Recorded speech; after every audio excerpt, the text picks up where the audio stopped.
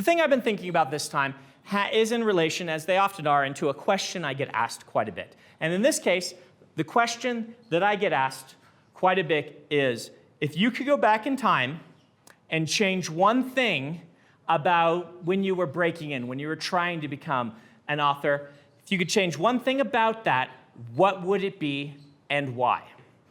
And I usually answer this question by saying, I would change nothing because I have read that book. And I know what happens if you go back in time and meddle with the timeline. Either you end up accidentally killing your own grandparents, becoming your own grandparents, or you step on a butterfly and America turns communist, right? These are like the only three good outcomes. Those are the good ones. And so, no, I wouldn't mess with the timeline. But that's usually when I'm being tongue-in-cheek. If I actually answer that question honestly, I talk about how I would have wanted to learn to revise earlier than I ended up doing. But that's not what set me thinking this time. What set me thinking was about the idea of opportunity cost. When people ask me, what would I change? How would I like my career to have been different? What things do I miss? I've been thinking about opportunity cost a lot lately, particularly because my children are still wrestling with this concept, right? A few weeks ago, we went and did this haunted ski lift thing that they have in the mountains here. It's very fun. I like to do it. You get a big thermos of hot chocolate. You sit on the ski lift, and then people make weird noises at you as you go up and down. Works very well for when you're social distancing because you're always quite a fair distance away from them. And my son Joel, who's 13, could not decide if he wanted to go or not because he realized he could stay home and he could play video games instead. And there was a game he was really interested in playing. And he wrestled with this decision to an extent that was kind of strange to us adults. We're like, come on, just go with us. We're going to the thing. If you want to stay, fine, make the decision, but just make the decision. And he had so much trouble. And I remember that when I was young. I remember that fear of missing out, that idea that I can't have both of these things at once. What is the right answer? And coming to understand that there are a lot of questions for which there is no right answer, or perhaps there is no way to know the right answer yet, because, the events haven't happened yet. Obviously, if he started playing his video game, the internet went out and he couldn't play it anymore, he will have wished to have gone on the ski lift.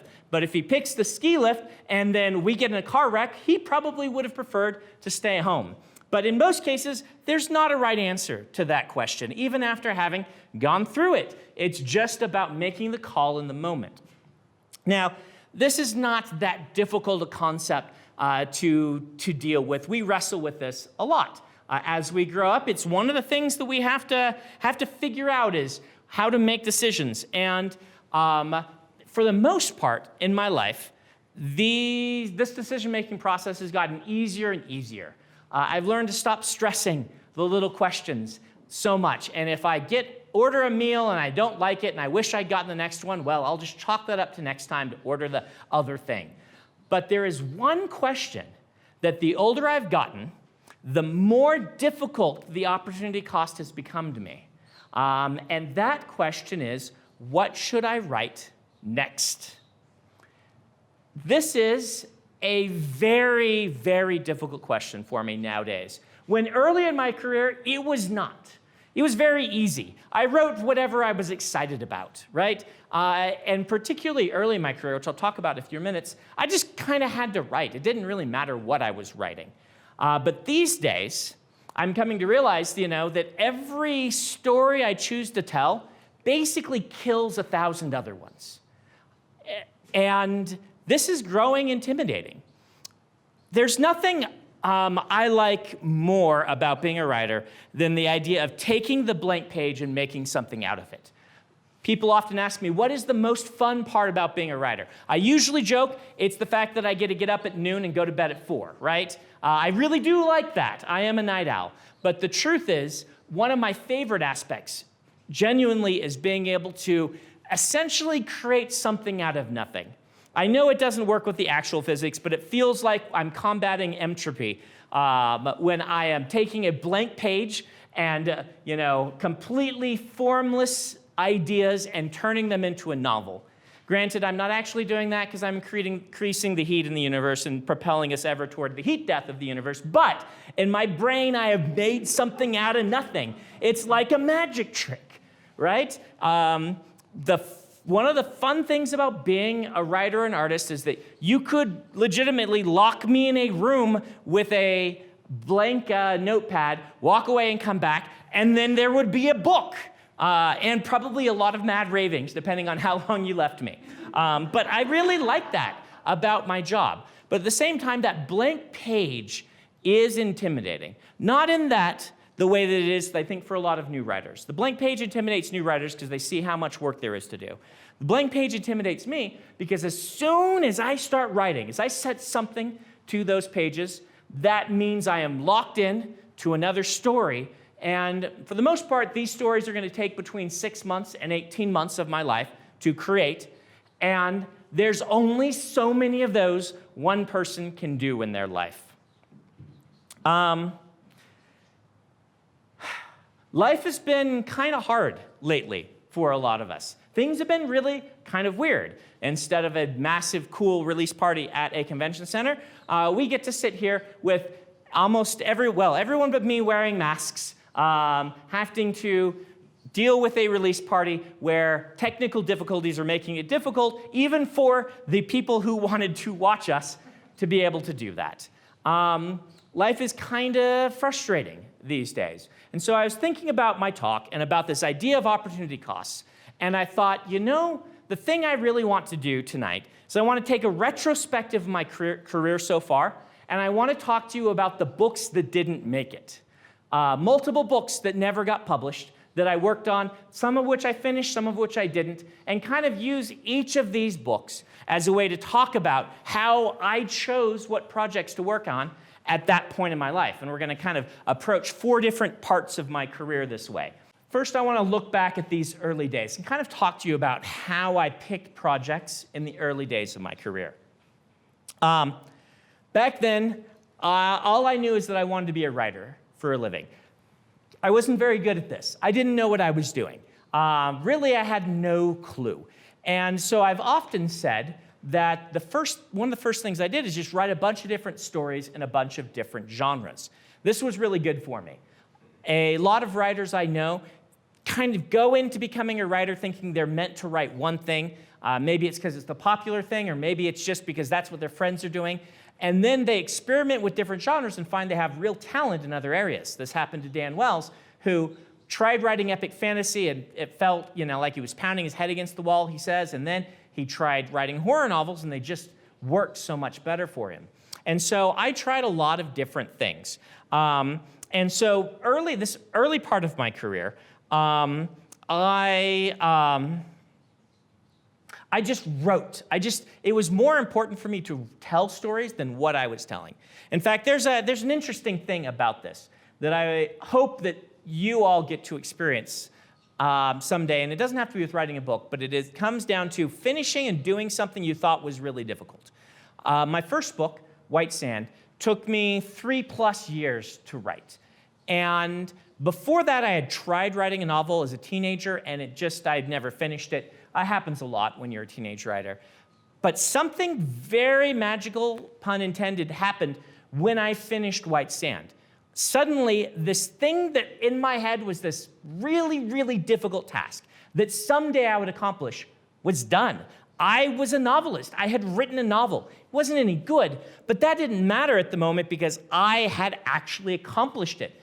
And I think the single most meaningful moment in my career was not hitting the New York Times list or things like that, or even being called for the Wheel of Time, which would probably take second. The first most meaningful moment was realizing I could actually finish a novel. That changes, at least it changed my life, in ways that I just cannot calculate or explain. And I would hope that everyone has this experience with something. My wife ran a marathon, and running a marathon feels like one of these impossible things that I could never do. But yet she did it. And finishing a novel is the same way. As soon as I finished White Sand, my next book didn't take 3 years, it took 6 months. Because suddenly I had moved from a realm of trying this Herculean, impossible thing into being someone who had done that already and knew what kind of work and effort it took, and it was quantifiable to me. You'll find this amusing. The first time I got into a steady relationship, I had the same sort of emotional feel. I'm like, well, that wasn't actually so hard. I've been stressing about this for years and years and years, getting a girlfriend, and now I have one, and I'm like, wow, that actually can happen. And my whole life changed, and from then on, I generally was dating somebody, right? It was no longer this impossible thing that could never happen. It was something that could happen. Same thing with the book. And so during those early years, my mind really started to flood with possibilities. Once I'd finished that book, once I'd finished White Sand, I'm like, well, what else could I do with this? What else could I write? What else should I try? And so my early books, I wrote 2 epic fantasies, which were really the same book. White Sand got long enough that I felt like it was an ending, and I just kind of ended it. And I wrote a comedic fantasy in kind of the Bob Aspirin vein, and I wrote 2 science fiction novels. So there we go. That is a look at how I was writing back 20 years ago. That was from 1999. At least that's what it said at the end of the book when I usually wrote the date that I was finishing it.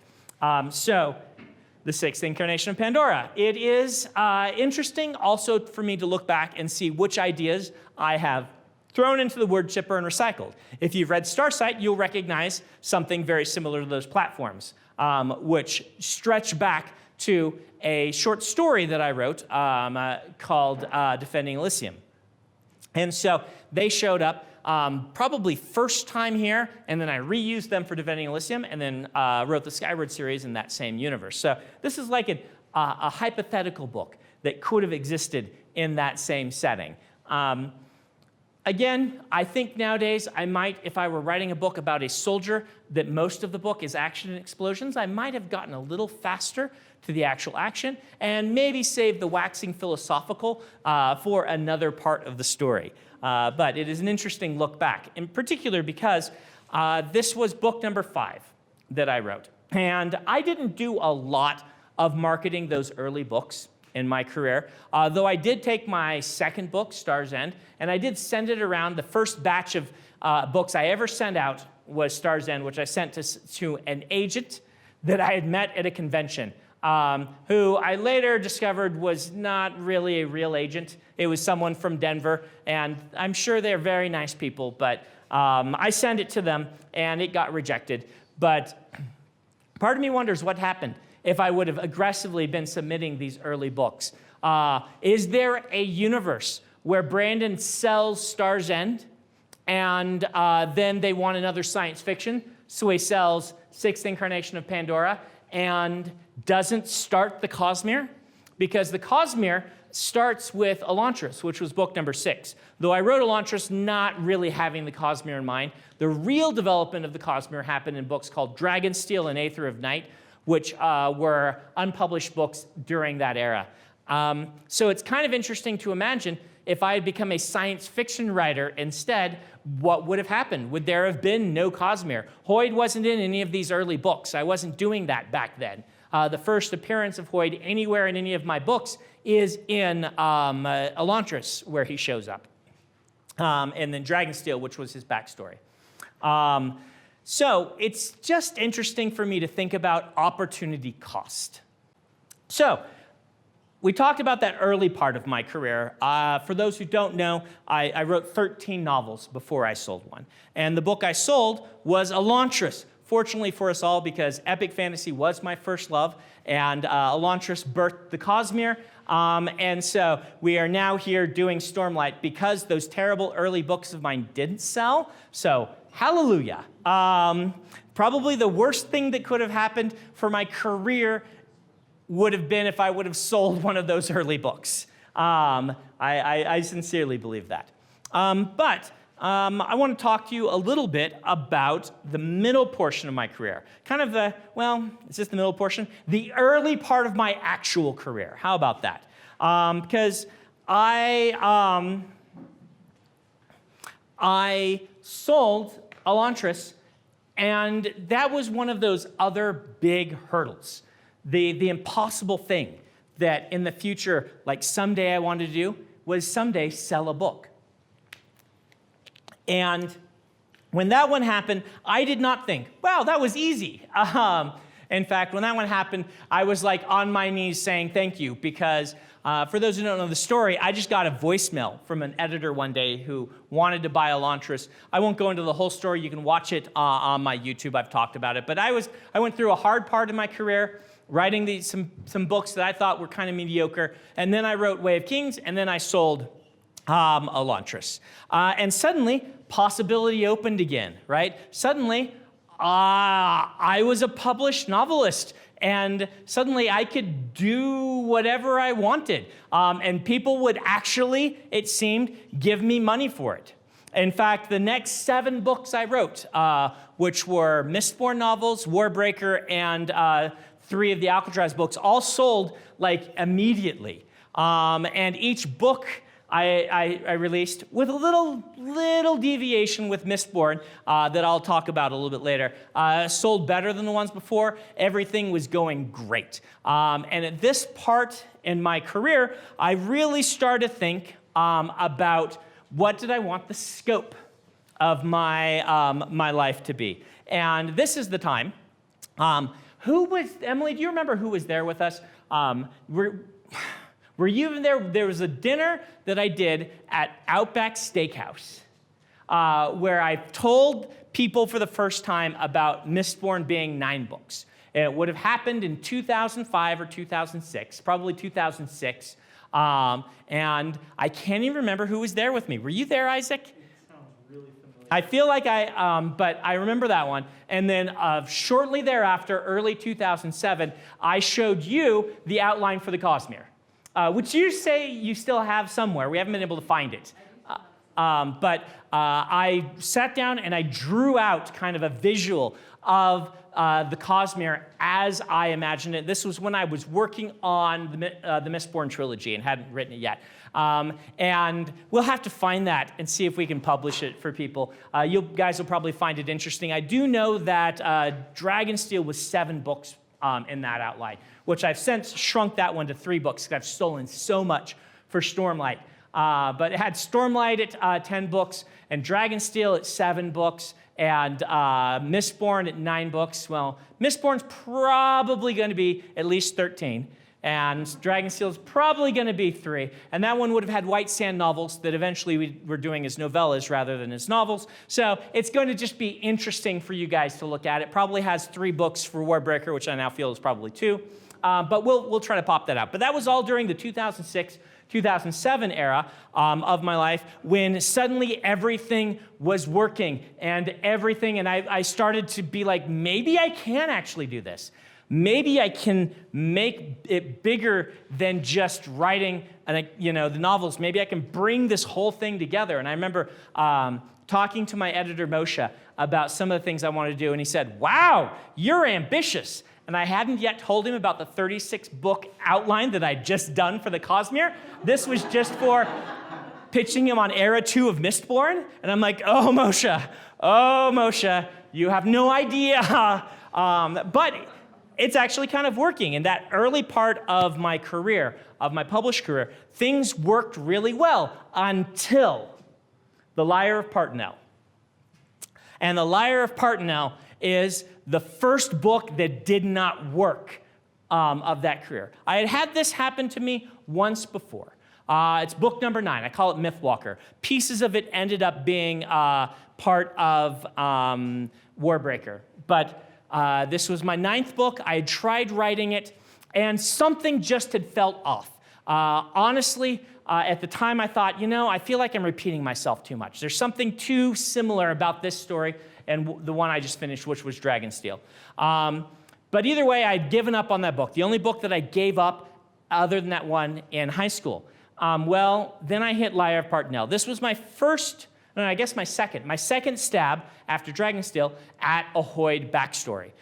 This takes place on Yulin, the kind of original planet in the Cosmere named after Jane Yulin, and was involving how Hoid became Hoid. And all of those things with many twists and turns that I am not at liberty to discuss because I still someday want to do this. But it bothered me a ton that the book was not working. And I soldiered through. I wrote the whole novel. It's 200,000 words long, which is about how long books that I wrote were back then. The long books were 200,000, and the short books were 50,000. Now the long books are 500,000, and the short books are 100,000. But, you know. And the things that were 50,000 all just became novellas. But I finished it. I soldiered through, but the book just wasn't there. Now, I had also had this emotion before with Way of Kings Prime. But with Way of Kings Prime, I had always assumed I would find a way to fix it and release it. I just needed to do some revisions. Turns out I needed to rewrite the whole book from scratch, which is what I'm going to have to do with this one at some point. But I wanted to read to you from this book, from the middle of the book. Some of the early chapters I put up on my website. I don't know if we'll ever release this book for people to read. Some of the other ones, like Mistborn Prime and Final Empire Prime, we are going to release. Dragonsteel we're going to release.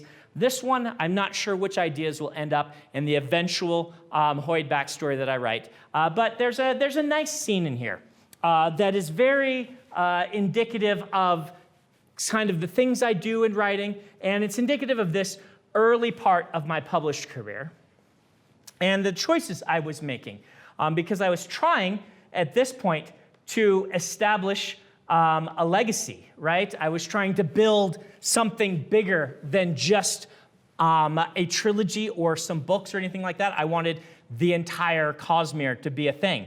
And I think that is part of what really made this feel tragic to me, was the fact that I had such lofty aspirations, and then the book just turned out to be mediocre.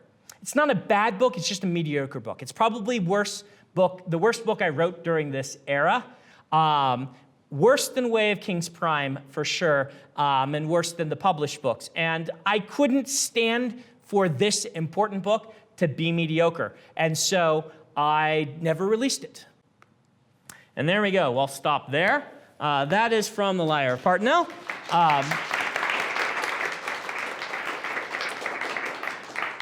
Wearing its moral a little bit much on the sleeve for a scene that was about not teaching with morals, I suspect. But that book failed, and I never released it. But someday, I will have something more for you along those same lines. Right now, I'm planning to write Hoid's backstory after I finish Stormlight 10. So we've got a little bit of a wait first. The last piece that I read, Liar of Partinel, was written in 2007. And you may be aware of something else that happened to me in 2007. And that was the Wheel of Time. And this was one of the reasons why I put Liar of Partinel aside, was because I wasn't satisfied with the book, but I also knew that I had a lot of work to do. And indeed, we are entering now the era of my career I will call the Brandon almost goes insane era. This was when we built up the company quite a bit because I was working so much. And indeed, people ask me sometimes, they're like, are you worried you're going to get burned out? If I didn't get burned out during this period, then I'm never going to get burned out. Because during this period, from 2007 till about 2015, I wrote and released 3 Wheel of Time books and 2 Stormlight books and Alloy of Law and some other things. And this was kind of a crazy period. Em and I were still living in a little townhome in Provo that was really small, did not have a finished basement. It basically had a 1-room basement. And so I would go down there and work in the basement so that Joel, who was a toddler at the time, couldn't find me. but there was no heat down there and no insulation, so I'd be heaped up with blankets around me in the winter, typing away on Perrin scenes, writing these books in this little townhome. It was kind of a crazy, crazy time. Peter had to work in that environment as well after we hired him, so sorry, Peter. Peter does not respond well to cold, so he has never forgotten those days in the basement. He, I think, really appreciated it when he moved into an actual house with a finished basement. But things were very, very busy during this time. And indeed, you got to feel a sense of it if you were following along at the time, because Tor, suddenly my books took off and were selling a lot of copies. And so suddenly Tor started releasing them faster. Instead of sitting on them for 2 years, they're like, why are we not releasing these Brandon Sanderson books we have? And they would just start releasing them. And so suddenly I went from having a 2-year lead time on every book to, as soon as I turn in a book, like 3 months later, the book is out almost, right? Like we turned in Rhythm of War like early September, late August, and it's already out. So big difference from the years where we would have 2 years of lead time.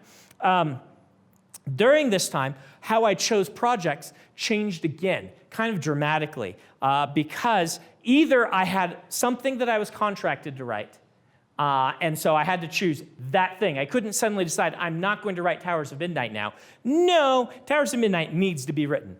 And I also started to kind of, with my own time, if I had time between projects, stretch for things that were very different. The way that I prevent burnout normally, and this is I really developed during this time, was to reach for different styles of writing, to do something unlike anything I'd done before. And so during this time, you find me just kind of doing crazy things. This actually started with Alcatraz, back when I was working on the Mistborn books. It was the first time I needed a break and needed to do something different. And as an aside, for a while, when Mistborn was not selling very well, but Alcatraz was looking like it would sell very well, I wondered if my career would take off as a middle grade writer, and I would end up having that be my career. That's a kind of potential career path for me, is being a middle grade, writing middle grade goofy fantasies like the Alcatraz books. That reversed as Mistborn finally started taking off. You can watch, I've talked about that before, what happened with Mistborn. We just needed a good repackage and that second book to come out, and suddenly that series really took off. But there is an alternate dimension world where Brandon is writing lots of goofy middle grade fantasies. So actually what I want to read to you now is something along those lines that I wrote. I was looking for a book that I didn't publish that was written in the early 2010s. And the one I came up with was the book I Hate Dragons, which you may have heard of because I started it as a little writing exercise on my blog. And I had completely forgotten that after I had done that little writing exercise on my blog, I've been like, what if I wrote a few chapters of this? And so I wrote like 4 chapters of it after what happened on the blog. And then a deadline came due for something more important and beyond. The book was just kind of feeling too light and fluffy, and so I was not interested in finishing it. So the balance gets into this whole question, right? How do I decide?